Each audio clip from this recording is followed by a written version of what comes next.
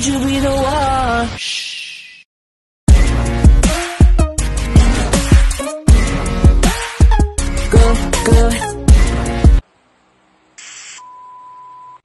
Hello mga Frenny! Welcome back to my channel. For today's video, nandito nga pala ako sa salon. Nagpapa-laser ako ng underarms. First time ko nga palang magpa-laser ng underarms. Ang pakiramdam ko nung una ay medyo masakit. Pero hindi naman siya masakit. Kasi nilagyan kasi nila ng gel para hindi mo maramdaman yung sakit. Ang nararamdaman ko lang guys ay medyo malamig. Kasi nga, yung machine nila parang merong cooling effect siya. Actually, wala naman akong masyadong mahabang buhok sa underarms. Konti lang. Pero itinry ko lang talaga para masubukan ko kung paano ang magpa-laser ng underarms. Ang price nga pala nito ay 69 ringgit. Yun yung first trial ng underarm laser dito sa salon na pinuntahan ko. Ayan. At ito yung procedure na ginagawa nung therapy na nag-ano sa akin. Yung therapist na naggawa sa akin, nilagyan niya muna ng gel. Akala ko yung gel na yan ay malamig yan. Hindi pala. Ang malamig pala yung talagang mismong machine na inilalagay dito sa underarms. Makikita nyo guys kung paano niyang i-laser yung aking underarms. Ayan guys. Tingnan nyo guys kung paano siya mag-laser. Ayan. Kung titingnan nyo parang mabilis lang at madali lang. Pero mahirap din yan kasi hindi mo alam kung masakit o ano. Nung una dito sa kaliwang kamay ko, kaliwang underarms ko, hindi masakit. Pero nung nilipat na dun sa kanan na underarm ko ay naramdaman ko yung kirot na parang kinakagat ka nun. Pero so far, okay naman yung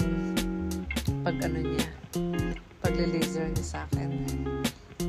Pero parang effective kahit the first time ko lang ginawa. Kaya yung underarm ko ngayon wala na siyang buhok na madami-dami. Ayun, ngayon parang isa or dalawa na lang yung tumutubo. First time pa lang guys. Ganun na yung resulta ng aking underarms. Natutuwa ako kasi effective yung laser. Ang tawag nga pala dito guys ay tire laser. Ayan, nandito nga po pala ako nagpapa-laser sa Bangsarten. Malapit din sa aming salon. Lalakarin lang guys. Kaya wala naman akong problema. Hindi ka naman mamasahe. Kasi dito sa Malaysia, pupunta ako sa work ko 5 minutes lang. Pwede kong i-grab car. Pero pagka lalakarin, pwede rin naman. Kaso nga lang, sa umaga mainit. Kaya hindi ako naglalakad. Tapos sa gabi, sinusundo ako ng aking boyfriend na si Reggie sa work. Ganun guys. Kasi dito sa aking tinitirahan, napakalayo. Ang layo,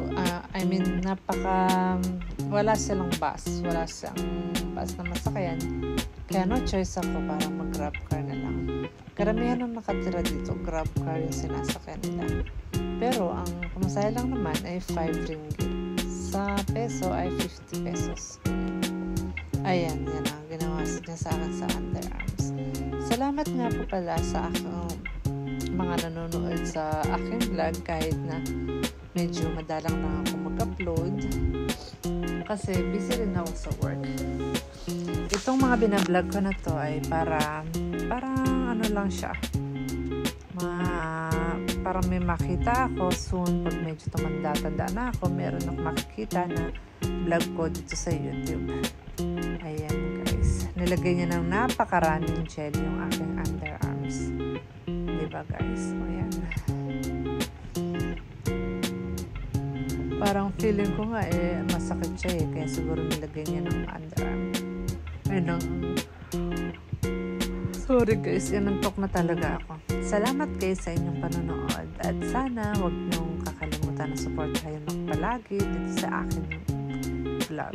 Thank you guys. God bless and stay safe. don't forget to smile. Bye-bye!